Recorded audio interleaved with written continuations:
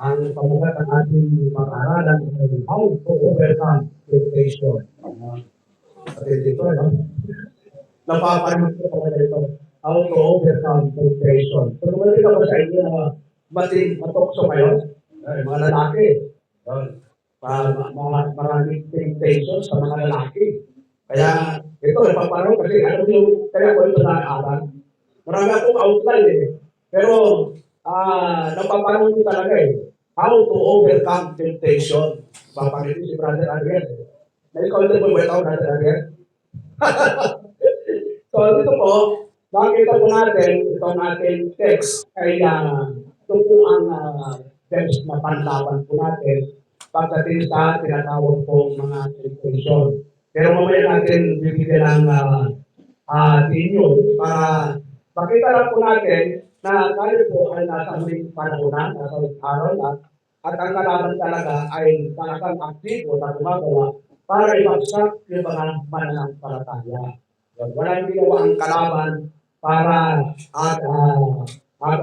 ginagawa nila para ibagsak tayo. Tingnan po natin yung 1 Peter chapter 5 verse 8, no? Para makita po natin yung aktibidades ng ating kalaban. Kaya may kalaban po kasi tayo, di ba? Di ba yung na matibyan ang activity ng kalaban? Sabi po ng 1 Peter chapter 5 verse 8, be sober, be vigilant, because your adversary, the devil, as a roaring lion, walketh about seeking whom he might devour. Kayo'y maging mapagpigil. Number 1 po yun. Kayo'y maging mapagpigil. Ang inyong kalaban na diablo, na gaya ng inyong umuungan, ay gumagala na umahanap ng masisila niya. Ano daw ginagawa ng kalaban, mga kapatid? Gumagala. Yun. Na umahanap. Ano hinahanap niya? Ng masisila niya. Yun. Ako, matik na masila dito eh. Matik yung matik yung kalaban eh. Pero, tanda po natin, kapag tayo ay ng Diyos, hindi nahayaan tayo ay bumagsak, hindi nahayaan tayo ay makabi ng kalaban. So dito po, pinapakita lang ni Apostol Peter na yung kalaban po natin ay aktibo. Yun, 24 hours na siya ay gumagawa para ipagsak yung kanyang mga anak. Lalo na po ang pastor. Gusto nga niya, bumagsak agad yung pastor. Bakit o? Kapag bumagsak ang pastor, ano po ang mangyayari? So, okay, nandiyan naman si Elder Bill, di ba? Pagka bumagsak, nandiyan si Elder Bill. Paano mo si Elder Bill ay bumagsak? O sino ka sinusunod? Nandiyan naman si Brother Abel. Uubos ang tangka ng kalaban, ubusin lahat ng mga ngaran, lahat ng mga dapat ginagamit. At hindi tayo target ho ng kalaban. Ngayon po, tingnan po natin yung definition, what is temptation? Yun, ano ba yung kahulugan ng temptation? So, tingnan natin, temptation is defined as enticement to sin arising from the flesh, carnal nature, the word of the devil, which brings about a person that wants to conform to God. Yun, ang ibig sabihin lang, itong temptation, ito ay nanggagaling sa ating laman. Ginagamit ng kalaban yung laman natin para tayo ay matukso. Yun, sabi nun, enticement to sin, arising from the flesh. Yun. Ito ay lumilitaw dahil sa laman. The word, kapalililatay, the word, pangalawa, of the devil, which brings about the test. Ikitis niya yung ating katatagan, yung ating katapatan sa Diyos. Diba? Naalala niyo si Job? Apat sa Diyos, pero sabi niya talaga, kaya naman binigay sa iya. Dahil pinagpapala mo. Yun, ang bintang binigay sa talas. Harap niya ang Diyos. Sabi niya sa talas, subukan mo. Naalisin mo yung laban ng tao ito. At pag hindi, sisumpa ka niya. So sabi niya, sige, gawin mo yung gusto mo sa kanya, huwag mo lang siyang pakayin. Nakihin ko ayaw pa nila. Okay po, so, dito po, Tingnan natin the nature of temptation. It is often described as luring or trap. Yung temptation pala, trap po ito. Bagat bitag ng kalaban. Sabi doon, using the metaphor of a fisherman, a bait is an invitation to sin that appeals to human desire. Yung pinaka-trap po ito natin, hindi sa tagat, para mabitag po tayo. Sinong nakaranas mangita mga kapatid? Yung kawin. Yun. Bitag po sa isda yun. Papainan po yun, lalagyan ng isda o kaya mga ano, pag itinapon po yun, kakainin ng isda, yun, mahuhuli na po yun. Yan ang kahulugan ng temptation. Trap po yun sa ating mga mananampalataya. Yun, kaya mag-iwalay po tayo. Baka ito ay pahina sa atin at unti-unti na tayong yung parang ano yung tinatawag na yung bitag, pumapasok ka na sa bitag. Yun, nasa pintuan ka na ng bitag. Pag pumasok ka doon, isasaro po ng kalaban, nakakulong ka na doon sa bitag. Ano ang mangyayari sa iyo? Yun, tabi doon, yung source of temptation does not come from God.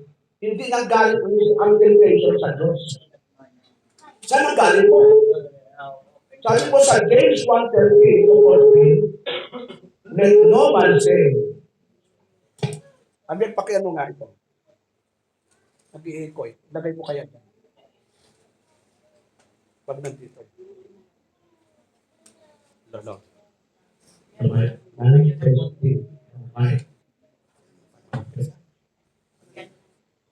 Hello.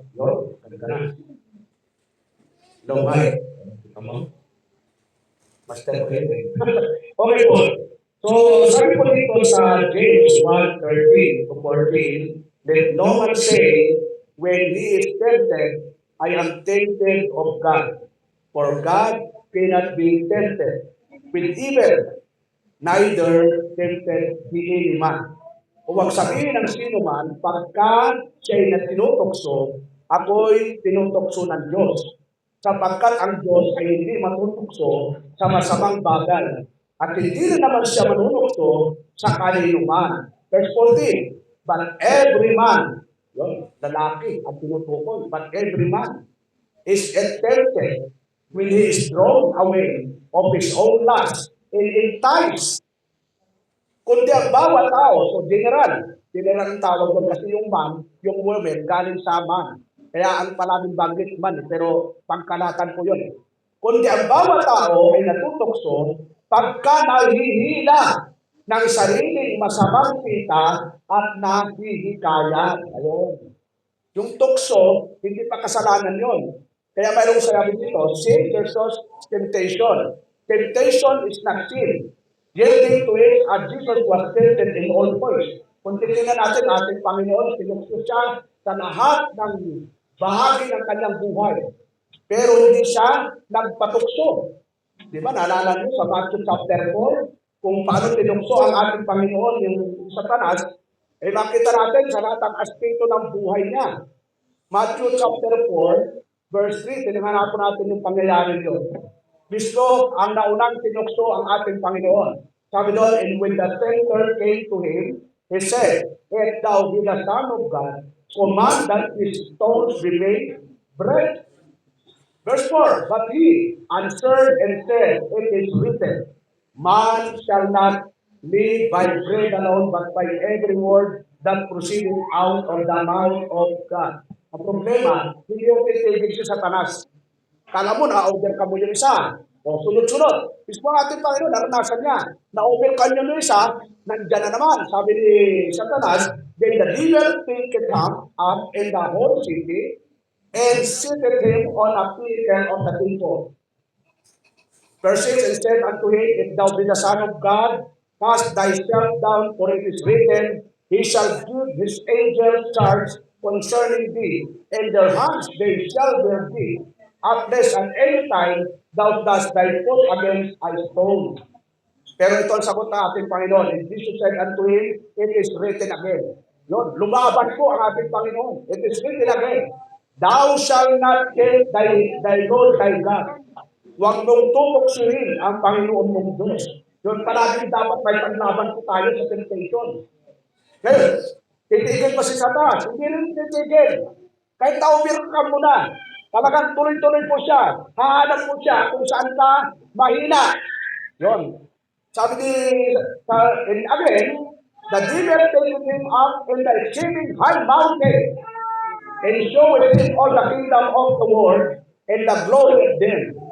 And said unto him all these things, if thou wilt fall down and worship me. Alam mo yun? Ito matindi. Sabi doon, get thee, head Satan, and for it is written, thou shalt worship the Lord thy God, and him only shalt thou serve. Ito, nakita na natin na siguro napagod na si Satanas, sabi sa verse 11, then the devil leadeth him. So pwede palang mapagod din si Satanas. Pwede rin mapagod yung maninukso. Kung lagi nating lalabanan, lagi nating pagtatagumpayan. Ngayon po, punta po tayo sa tinatawag pong purpose. Yung tinatawag na purpose of trial. Purpose, trials and temptation are used to test faith para masubok yung ating pananampalataya. Produce patience and when resisted, bring the believer closer to God. Pag na-overcome mo ito, lalo tayong mapapanapit sa Diyos, mga kapatid. No. Pero pag hindi mo na-overcome, mananayo ka talaga sa Diyos. No. Kapalagay nyo, kapatid, pag ako po ay bumagsak sa temptation, halimbawa lang po, bumagsak po ako. Ano kaya gagawin nyo?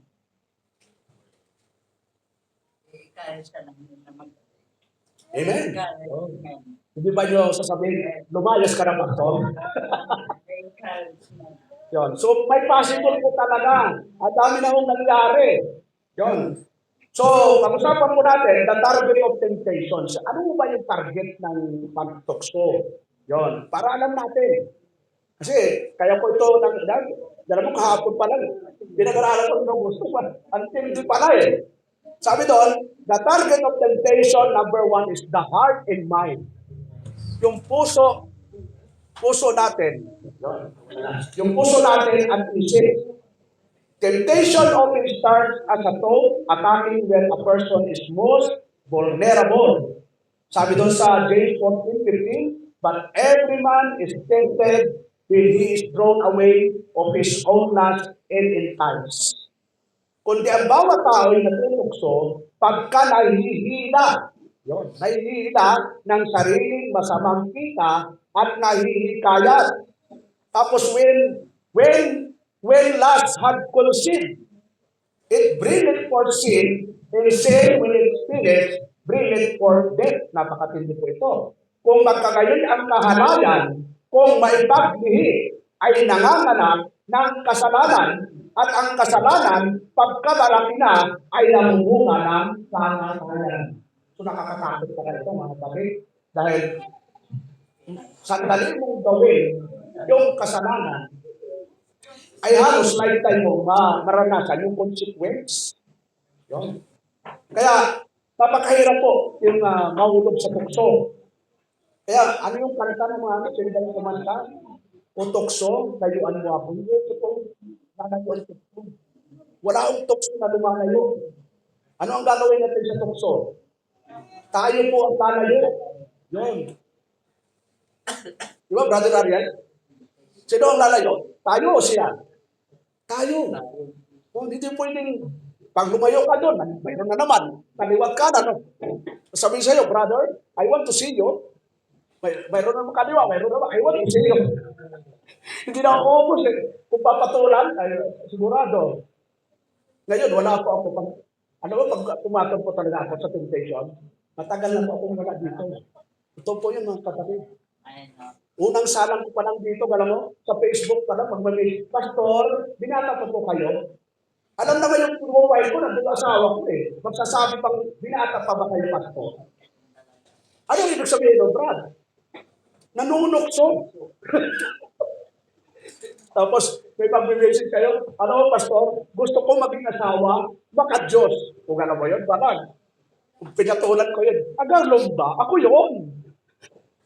So, ba't hindi po yung mga nangyayari mga talkshow? So, ano po yung sabi ng First Corinthians, mga kapatid? 10:5, but when many of them that was not well placed, for they were converted in the wilderness. Bagamat ang karamihan sa kanila ay hindi nakalulugod sa Diyos, sapagkat sila ibiniwan sa ilang. Ito yung nangyari sa bayan Israel. Noong nagkaroon sila ng mga pagkakasala na tinutok nila ang Diyos, sila mismo tinutok nila ang Diyos sa pamagitan ng pagsuway nila, ibiniwan sila ng Diyos sa ilang. Yun. Kaya mahirap kung mahulog sa tukso. Nabubuwal. Ibubuwal tayo ng Diyos. Ngayon, yung tinatawag na inner desire, pag sinabing inner desire, yung laman natin, it explodes personal, selfish desire, rather than coming from God. Yung self-desire, yung lust of the flesh, hindi galing po sa Diyos yun. Gusto mo lang gawin yun, pero yun po ay ayaw ng Diyos. Weaknesses are engaged to explode moments of low spiritual strength or weakness of the flesh. Kung titingnan natin, nung panahon ng ating Panginoon, noong pumunta po siya sa halamanan ng Gethsemane at mag-pray, kasama niya yung tatlong alagad. Sino po yung tatlong alagad na kasama ng Panginoon? Si Peter, si John, saka si James. Nanalangin natin ang Panginoon, pagbalik niya, anong nadatnan niya, mga kapatid? Yung tatlo ay natutulog. Yun, natutulog po yung tatlo. Anong sabi ng ating Panginoon sa tatlo? Tingnan natin, sa Matthew 26, verse 41, watch and pray that you enter not into temptation. The spirit is indeed willing, but the flesh is weak. Yun, tatlong alagad.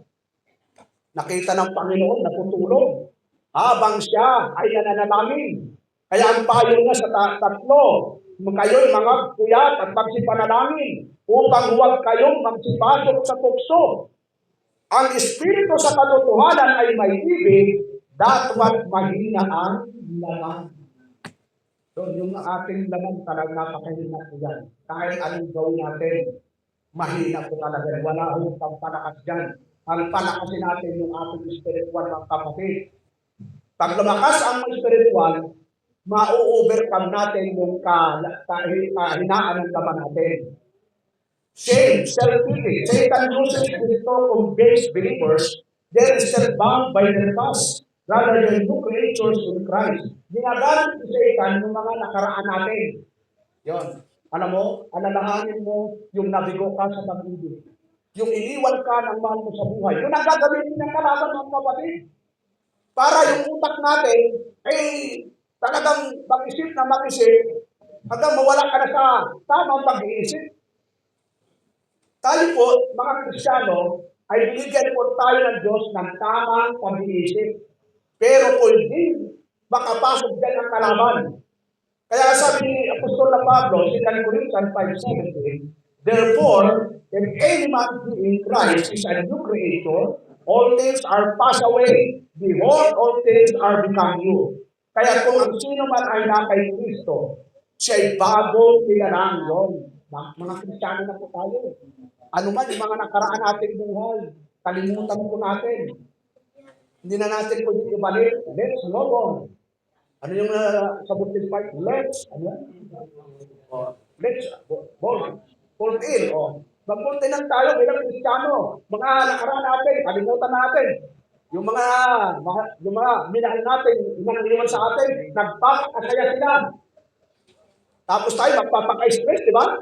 Hindi, enjoy na lang natin. Let's travel. Let's explore.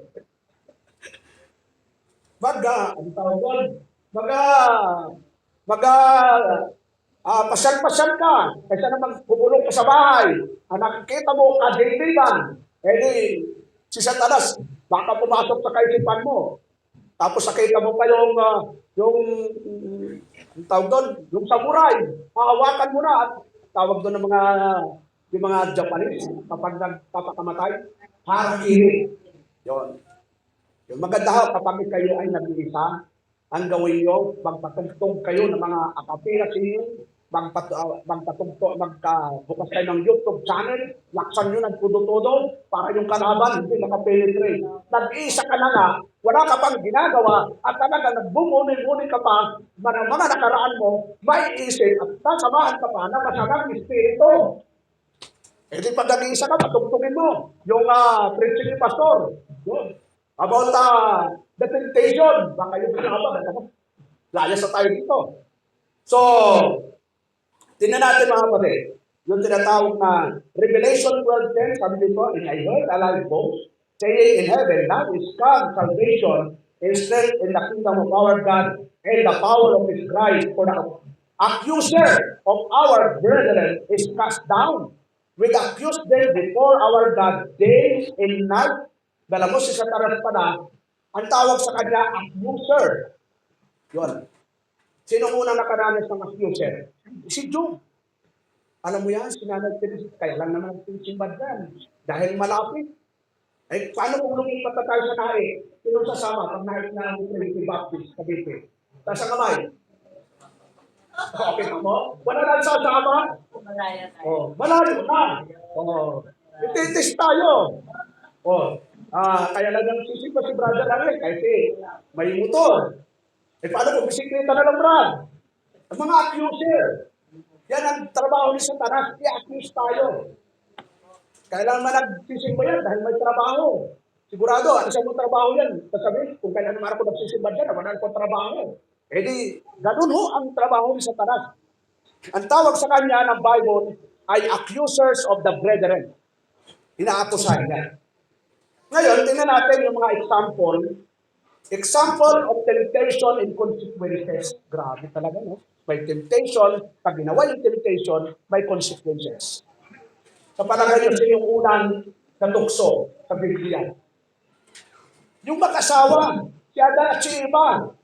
Genesis chapter 3. Yielded to the serpent's temptation to become like God. Yun. Sabi ni Satanas, pag kumain ka nito, magiging kagaya ka ng Diyos. Resulting in broken relationship. Yun. Tapos, the curse of labor, pain in spiritual death. Yun ang resulta ng gawa ng kasalanan na nagsimula sa temptation, sa pagtukso. Ang tukso, di ba sabi ni Satanas, sinabi ba ng Diyos na huwag kayong kakain ng buwan ito? Basahin na natin yung chapter 3 ng Genesis, kapatid. Kung anong nangyayari doon sa panahon yun. Nang unang nangyari yung temptation, sabi dito, now the serpent was more subtle than any beast of the field, which the Lord God had made, and said unto the woman, yeah, had God said, you shall not eat of every tree of the garden? Ang ahas nga ay lalong puso kaysa alinman sa mga hayop sa parang na nilikha ng Panginoong Diyos, at sinabi niya sa babae, tunay bang sinabi ng Diyos, huwag kayong kakain sa alinmang punong kahoy sa halamanan? Nagbibigay po siya ng doubt. Alam naman talaga natin sinabi na huwag kakain. Pero itong Diablo, nagbibigay siya para yung isip natin mag-doubt. Ano sabi ni Eva? Sumagot si Eva. Huwag niyong sasagutin yung mga masama, mga kapatid. Kaya ako, kinat ko na talaga eh. Mahirap na eh. Pag sumagot ka pa, dire-dire ko, makutuluyan ka talaga. Ano sabi dito? Sumagot ko si Eva. Sino ang kausap na dito, kapatid? Si Satanas. Katsismisan niya, hindi o maka-Diyos. At sinabi niya, sabi dito, and the woman said unto the serpent, we may eat of the fruit of the tree of the garden. But of the fruit of the tree which is in the midst of the garden, God had said, you shall not eat of it, neither shall you touch it, lest you die. Yun ang alam din ni iba, yung utos. Yun. Pero sumagot na naman yung serpent. Katsismosan niya eh. Parehong naging chismosa ko rin si no? Sino katsismosan? Yung serpent. Sabi ng serpent, and the serpent said unto the woman, you shall not surely die. Pero ang Diyos ano sabi? you shall surely die. Pero si Satanas, hindi ka mamamatay. Parehong narinig ni iba, yung dalawang salita. Mamamatay ka, si Satanas, hindi ka mamamatay. Kung kayo ang nasa Garden of Eden, sinong papaniwalaan mo? Yung sabi ng Diyos na hindi mamamatay kayo, o sabi ni Satanas, hindi kayo mamamatay. Siyempre, dapat kayo sa Diyos. Pero ito si iba, tingnan natin ang nangyari. Verse 5, for God that know. So, nagbigay na ng medyo malawak na itong yung ahas. Sabi doon, sapagkat talastas ng Diyos na sa araw na kayo kumain, ngayon ay madidilat na ang inyong mga mata at kayo'y magiging parang Diyos na nakakakilala ng mabuti at masama. Ano? Ito namang si Eva, maganda palagan. Maganda pala pag kumain. Ano ang resulta? And when the woman saw, the tree was good for food and that it was pleasant to the eyes, and a tree to be desired to make one wise, she took of the fruit thereof and did it, and gave also unto her husband with her, and he did it. Napakalaking problema po ito, mga kapatid. Si Satanas po ang sinunod ni Eva, salit ka ang Panginoon. Ano yung pinapakita dito, mga kapatid? Na walang disposition kay Eva. Narinig na alam niya yung utos ng Diyos, pero hindi mo, masinunod pa nila yung utos ni Satanas na kumain. At sabi doon, in the eyes of them, both were open. And they knew that they were naked. Dati, hubot-hubad sila. Pero hindi sila nagkakahiyaan. Pero nung kumain, nagkahiyaan na sila. Kaya nagtakip sila ng dahon.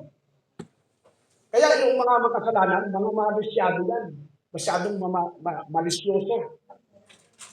Si Eva at Adam, hindi ka nakakasama, wala pang malisya eh. Pero nung kumain sila, nakububad ka pa man.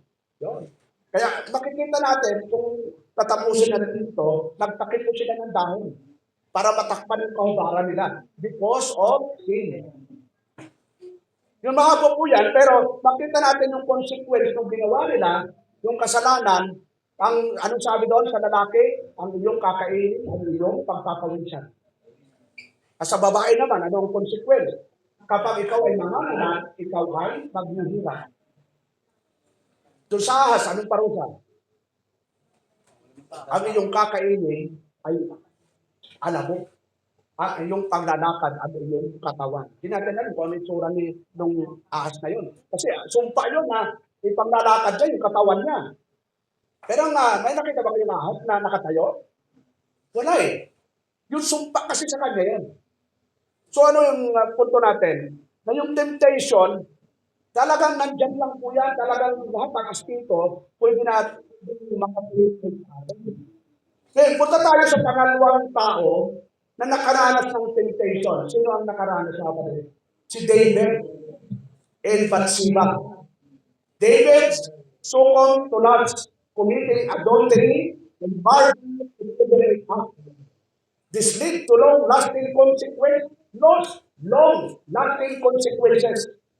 including the death of their child, namatay yung mga anak, and severe turmoil within his family.